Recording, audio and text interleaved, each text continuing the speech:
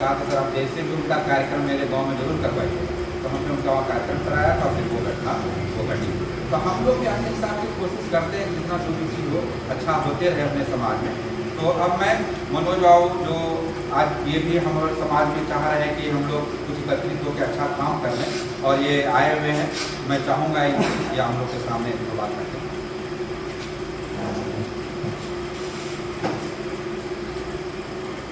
सबसे पहले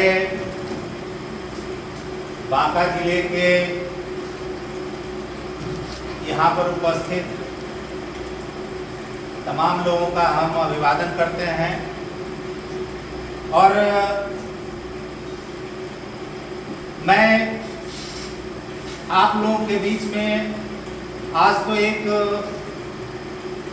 शुरुआती मीटिंग है और ये कहने आए हैं कि हम लोग भागलपुर में अमर शहीद जगदेव बाबू की पुण्यतिथि 5 सितंबर को मना रहे हैं। आप सारे लोग वहां पर आए और उस कार्यक्रम को सफल बनाएं। अब देखिए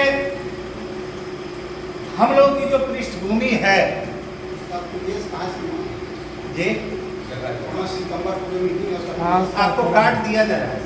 कार्ड मैं लेके आया, एक आदमी को मैं नहीं बन कुशवाहा की गरिमा के नहीं, वहाँ पर पूरे भागलपुर में कुशवाहा कल्याण परिषद और अशोक जागृति मंच और कुशवाहा कल्याण परिषद, मतलब जो भागलपुर में जो कार्यरत जितने कुशवाहा के लिए संगठन है उन सारे लोगों के द्वारा मिलकर के कार्यक्रम किया गया। तो आज हम लोग को ये सोचना चाहिए कि जगदेव बाबू की पुण्यतिथि मनाने की आवश्यकता क्यों? क्या जगदेव बाबू भगवान थे? कोई अवतार लिए थे? 10 मुंडी था, हाथ में तलवार था, भुजा था, क्या था? इस बात को समझने की जरूरत है कि जगदेव बाबू को हम लोग क्यों याद करें, या उनके बाद भी जो सामाजिक परिवर्तन की लड़ाई हुई है उसमें बहुत सारे लोग, जैसे सिवान में चंद्रशेखर जेएनयू के छात्र संघ के अध्यक्ष रहे और जब वो नौकरी नहीं करके आए सिवान में आतताइयों ने उनको गोलियों से छलनी कर दिया। तो इस तरह से आज भी बहुत सारे सामाजिक पृष्ठभूमि वाले लोग हैं जो चाहते हैं कि समाज में एक परिवर्तन हो, और परिवर्तन क्यों, ये भी सवाल हो। जैसे किन्हीं ने पूछा कि भाई इसका उद्देश्य आज तक हमको समझ में नहीं। समझ में आने के लिए कोई किताबी चीज नहीं है।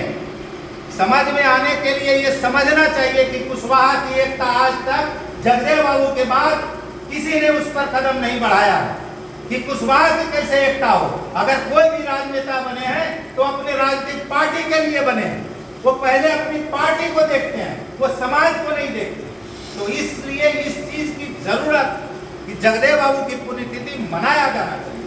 और एक चीज और, जगदेव बाबू को क्यों मनाया जाना चाहिए यह भी हम लोग को समझने की जरूरत है। जब हम बच्चे थे, हाई स्कूल में पढ़ते थे या मध्य विद्यालय में पढ़ते थे कि भारत कृषि प्रधान देश है, भारत कृषि प्रधान देश है और 80% आबादी खेती पर निर्भर है। और आप देख लीजिए कि कुशवाहा जाति के जो लोग हैं 90% लोग खेती पर निर्भर है। और खेती की स्थिति क्या है? पहले तो गांव में पैन होता था, नहर होती थी, नलकूप होते थे सरकारी, तमाम तरह की सिंचाई की व्यवस्था थी, उनके लिए खाद का विस्कोमान था ना, उसी तरह से उनको बेचने के लिए बाजार समिति था जहां पर आप अपने सामान को, उत्पादित सामान को आप ले जाके बेच सकते हैं। मगर आज वो सारी की सारी व्यवस्थाएं समाप्त हो गई और उसके कारण से कुशवाहा जाति की स्थिति दिन प्रतिदिन दयनीय होती जा रही है।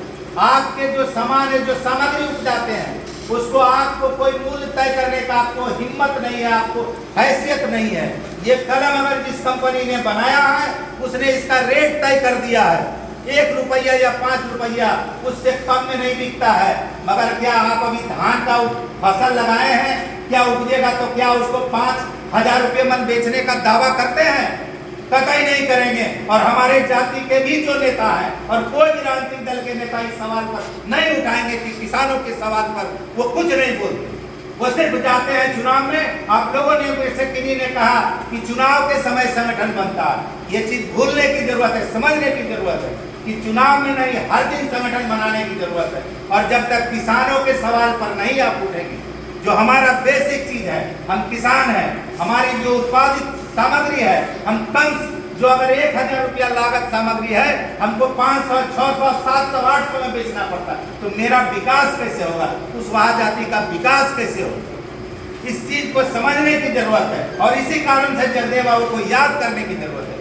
जगदेव बाबू ने कहा था, अब की सावन भादों में गोरी कलैया कादों में, यानी कुशवाहा जाति या जो भी जो 100 में 90 शोषित है, 90 भाग हमारा है, उनका कहने का तात्पर्य क्या था कि हम लोग संगठित होंगे, एकताबद्ध होंगे और जो वैसे लोग हैं उनसे हम दूरी बनाएंगे। वो आज भी प्रासंगिक, आज भी कुशवाहा जाति के मैक्सिमम लोग, हमने कहा कि खेती पर निर्भर है और खेती की स्थिति आप देख लीजिए। धान के समय में आपको खाद का क्या किल्लत होता है, आपसे ज्यादा बेहतर कौन जानता है। मगर किसी नेता को पूछ लीजिए तो आपके लिए क्या खाद की सुविधा दिलाए हैं? दिल्ली में कोई सरकार चला रहे हैं, मुख्यमंत्री हैं, बसों में महिलाओं को फ्री कर दिए हैं, बिजली फ्री कर दिए हैं। किसानों के लिए यहाँ होना चाहिए कि जो हरी सब्जियां हैं उसको हम भेजने के लिए हमारे लिए स्पेशल फ्लाइट हो, स्पेशल ट्रेन हो, ताकि वो चीजें हम यहाँ जो उत्पादित करते हैं वो वहाँ तक तुरंत पहुँचे बिना सड़े गले। मगर अगर जाता है ट्रक से तो क्या होगा? प्याज हम जब पढ़े थे, नालंदा मेरा घर हुआ, एक ट्रक हम प्याज लेके गए सिद्दीगुड़ी नालंदा से, आधा एक दिन रोड जाम हो गया, आधा प्याज ट्रके में सड़ गया। तो इसी तरह से जो सामग्री है हमको वो सही रेट नहीं मिलता, तो उसके लिए हमको किसान परक, किसान के आधार पर, किसान के विचार पर आधारित नेताओं का चुनाव करना पड़ेगा। आप सिर्फ चले जाते हैं जाति के सवाल पर, वो कतई नहीं आपके आदमी है। अगर आपके आदमी होंगे तो आपके सवाल पर खड़े होंगे, मगर